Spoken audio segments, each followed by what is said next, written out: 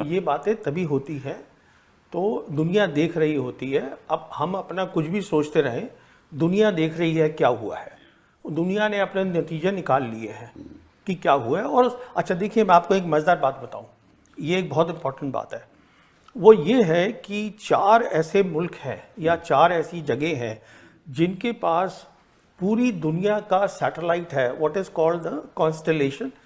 Round the clock they can see क्या हो रहा है। जीपीएस है अमेरिका का, गलीलियो है यूरोप का, ग्लोनॉस है रशिया का और बेदू है चाइना का। बेदू इन सब में से अच्छा है टेक्निकली, बिकॉज वो बहुत लेटेस्ट है, उसमें 45 सैटेलाइट्स है, किसी और में नहीं है। तो एग्जैक्ट क्या हुआ रियल टाइम में दुनिया को मालूम है, कुछ नहीं छुपा। अगर छुपा है तो हिंदुस्तान के लोगों को नहीं मालूम। अब आप ये कहना कि हमने उनका वहाँ पर जाके अंदर वो उसको एक वो एयर स्ट्रिप्स को हमने कर, ठीक है, दैट्स फाइन, वो भी क्लेम कर रहे हैं हमने कर दिया। Key thing was the air war. आपने वो शुरू करी जंग, पर देखिए आगे क्या हुआ। लेसन दोनों सीख चुके हैं। आपने उसको पॉज किया है अभी ऑपरेशन को, प्राइम मिनिस्टर ने। इसका मतलब ये है कि पॉज का है कि अब दोनों को अपनी जो लिमिटेशंस है उसकी तैयारी करनी है। पाकिस्तान जल्दी से कर लेगा क्योंकि चीन उसको सब कुछ देगा। वो अब रिपोर्ट आ रही है कि वो आधे पैसे पे देगा, मैं कहता हूँ वो फ्री देगा, वो कोई पैसे नहीं लेगा, उससे हम घूमते रहेंगे। पहली बात तो ये है। दूसरी बात क्या है, आपने ये न्यू नॉर्मल जो क्रिएट करा है वो इतना डेंजरस है कि जो वॉर का थ्रेशोल्ड है वो बिल्कुल नीचे आ गया है। क्योंकि अब आप क्या कह रहे हैं न्यू नॉर्मल के अंदर कि आप मिसाइल फायर कर सकते हैं एक दूसरे के अंदर। सवाल ये है कि अगर आप कुछ भी करेंगे एक्ट ऑफ वॉर, देखिए अब आप एक्ट ऑफ वॉर की बात कर रहे हैं। 2019 में क्या हुआ था, 2019 में जब हमने ऑपरेशन किया था बालाकोट का, अगले दिन उन्होंने ऑपरेशन स्विफ्ट रिटॉर्ट किया, मिलिट्री टारगेट्स करे। हमारी एयरफोर्स ने बोला publicly that this was an act of war, कुछ किया कुछ नहीं। तो ये कहने और करने में फर्क होता है। ये जो हुआ है इससे हमारी एयरफोर्स की लिमिटेशंस एक्सपोज हो गई हैं। इसमें पॉज है, डेंजरसली लो थ्रेशोल्ड आ गया है। और मैं समझता हूँ जॉन सी भी whichever side gets ready first they will lift the pause. देखिए आपको जंग 2 जगह लड़नी होगी। जो पाकिस्तान है वो पाकिस्तान अकेला नहीं है।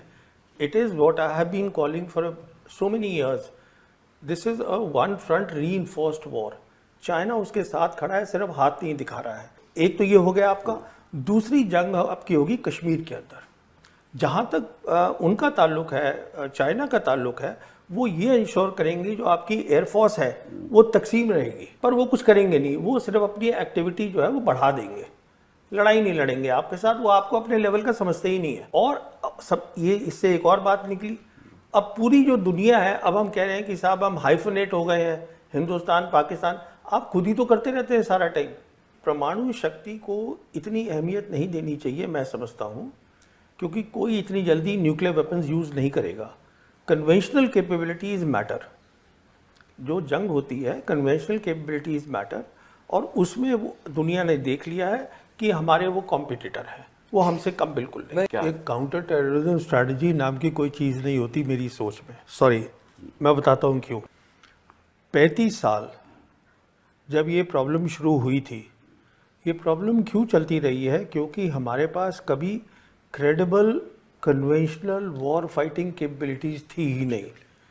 मिसाल के तौर पर चीन ईस्ट लद्दाख में बैठा है, हम क्या उसको बाहर फेंक सकते हैं? नहीं फेंक सकते। जब पाकिस्तान को लगता ही नहीं है कि आपके पास लड़ाई की काबिलियत है तो वो क्या करेगा? और काउंटर टेरर तो आप अपने एरिया में कर रहे हैं ना, यहाँ पे फेंस लगा के आप करते रहिए, 35 साल और करते रहिए। नहीं हो रहा है। मैं यही आपसे अर्ज करना चाहता था। उन्होंने अपना डिफेंस बजट 20% बढ़ा दिया है। चीन उनके साथ है, पाकिस्तान कहीं नहीं जा रहा। ये जब मैं पैदा हुआ था तभी से सुन रहा था कि पाकिस्तान जो है वो टूटने वाला है। पाकिस्तान मेरे हिसाब से आज जियोपॉलिटिकल प्रोफाइल पाकिस्तान का बढ़ गया है। मेरे हिसाब से आज चीन साउथ एशिया पे छा गया है। अगर वो छा गया है, उनका इस्लामिक पार्टनर इसमें पाकिस्तान है। पाकिस्तान है जो कि अरब और मुस्लिम कंट्रीज़ के साथ बहुत कुछ कर सकता है। मैं ये बात बिल्कुल मानता हूँ और पाकिस्तानी भी मानते हैं। उनकी गवर्नेंस में प्रॉब्लम है, there is no doubt about it. और मैं एक और आपसे ये बात कहूँ कि उनकी तैयारी हमसे पहले होगी और मेरे हिसाब से they will be ready much faster ये पॉज हटाने के लिए। तो मैं समझता हूँ आप ये मान के चलिए कि after 1 year we are heading for a big trouble. ये इतना आसान काम नहीं है जो हमने किया है, ये ऑपरेशन सिंदूर कि हम घुस के मारेंगे, घर में घुस के मारेंगे। You expose completely the limitations of the air force, जो आपकी मेन फोर्स है। आपने 2019 में की, आपने अब करी, तो अब आपके पास कहाँ जाएंगे आप सामान लेने के लिए? वो जल्दी से तैयारी करेगा। वो पाकिस्तान कहीं नहीं जा रहा है। मेन बात बहुत सीधी सी है, we need peace, peace for development, peace for deterrence building, peace for war fighting capability. आज पाकिस्तान का प्राइम मिनिस्टर 2 बार बोल चुका है कि आप सीज फायर की बात करिए और हमसे 3 मसलों पे बात करिए, Kashmir, water and the third they are talking of is what is the third one, they are talking of 3 things कि उस पे हम बैठ के बात, trade they want to talk.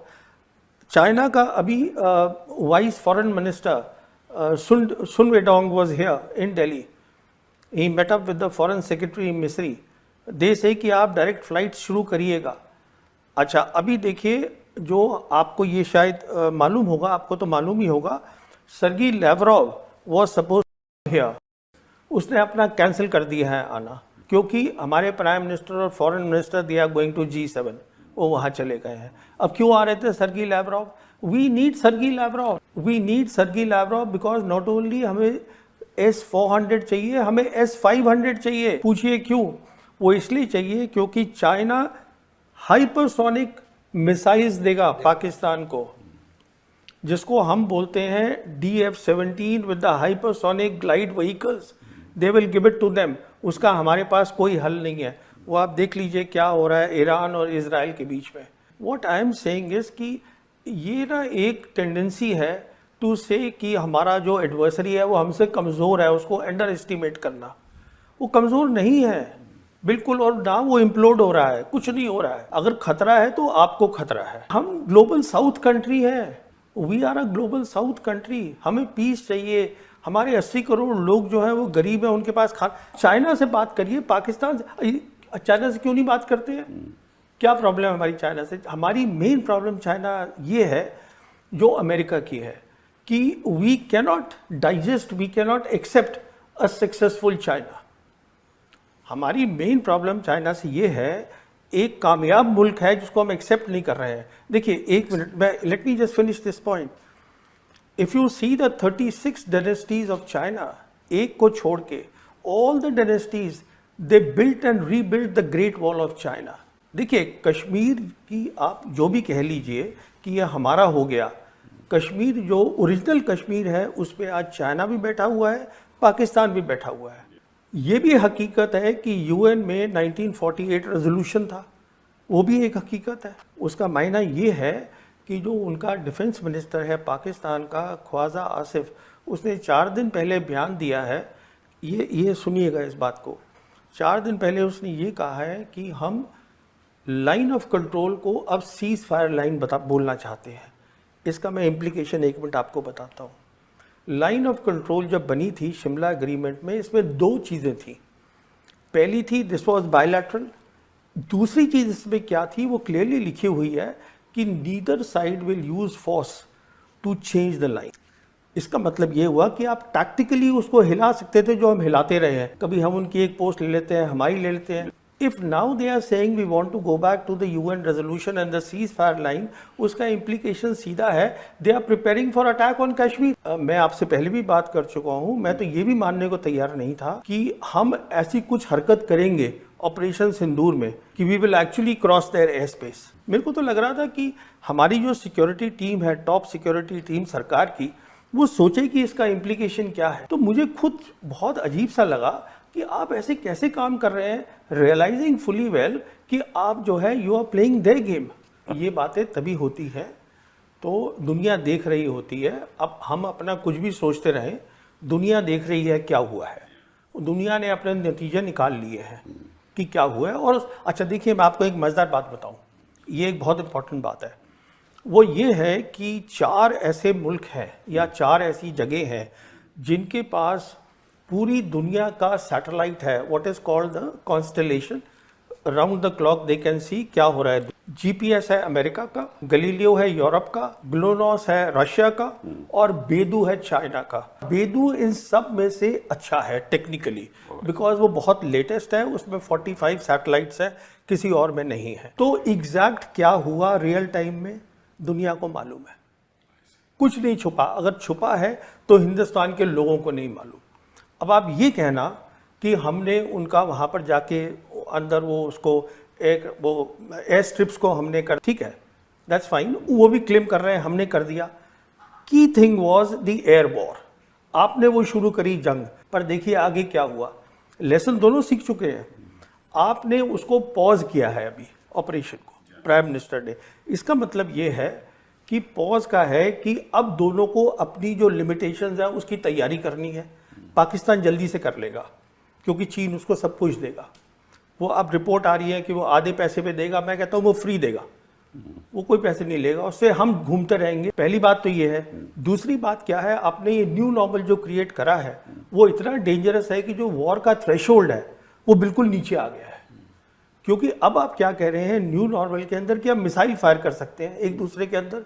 सवाल ये है कि अगर आप कुछ भी करेंगे एक्ट ऑफ वॉर, देखिए अब आप एक्ट ऑफ वॉर की बात कर रहे हैं, 2019 में क्या हुआ था। 2019 में जब हमने ऑपरेशन किया था बालाकोट का, अगले दिन उन्होंने ऑपरेशन स्विफ्ट रिटॉर्ट किया, मिलिट्री टारगेट्स करे। हमारी एयरफोर्स ने बोला publicly that this was an act of war, कुछ किया कुछ नहीं। तो ये कहने और करने में फर्क होता है। ये जो हुआ है इससे हमारी एयरफोर्स की लिमिटेशंस एक्सपोज हो गई हैं। इसमें पॉज है, डेंजरसली लो थ्रेशोल्ड आ गया है, और मैं समझता हूँ जॉन सी भी whichever side gets ready first they will lift the pause.